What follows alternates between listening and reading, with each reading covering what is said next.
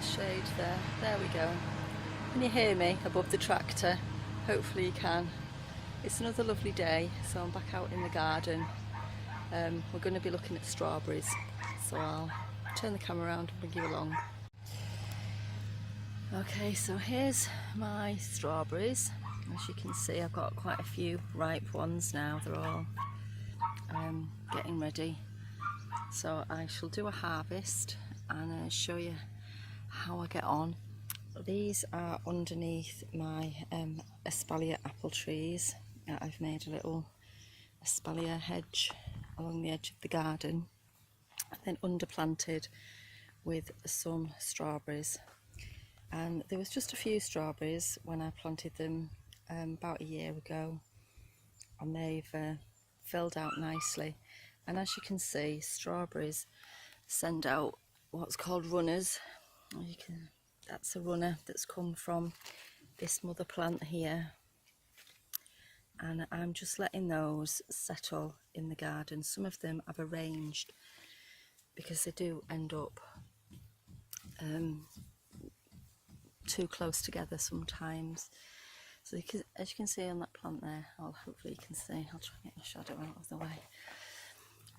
There's quite a lot of runners coming from that plant, so not all of them will be required to fill up this little gap. There's some more down there. Eventually most of the border will be full of strawberries. There's a few other things in there as well. I've just put odds and sods in where I've had a gap. So there's some beetroot there, and there's a little cabbage down there, and onions. I've got some comfrey as well in the border, but I'll show you around the other side where I've got loads just popping out here with nowhere to go. So what I'm going to do with these is I'm going to get some little pots, and I shall put the little pots of compost just along here, and then just pop that on the top of the pot, weigh it down with a little stone or something like that until it's rooted into the compost, because it will root from there. And then when it's rooted, I can cut it off, and I've got a little plant in a pot that I can give away or sell or move to a different part of the garden. Tractor's back, I'm sorry, hope you can still hear me. So I've moved to another part of the garden now, where it's a little bit, doesn't get the sun quite as much or as directly, and as you can see, these strawberries aren't quite ready. So what that hopefully means is that I'll have a succession of strawberries. So when the ones across the way, across the garden, which I'll show you from here, across there, when they finish fruiting, hopefully these will start fruiting, and then my raspberries will start fruiting. And I've got blackcurrants already coming along. I've got gooseberries almost ready for harvesting, so I shall have a good fruit harvest, I hope. These are the strawberries that I started early in the polytunnel. I just kept them in the polytunnel over winter and moved them out in May, and they are still fruiting, although they're not very big.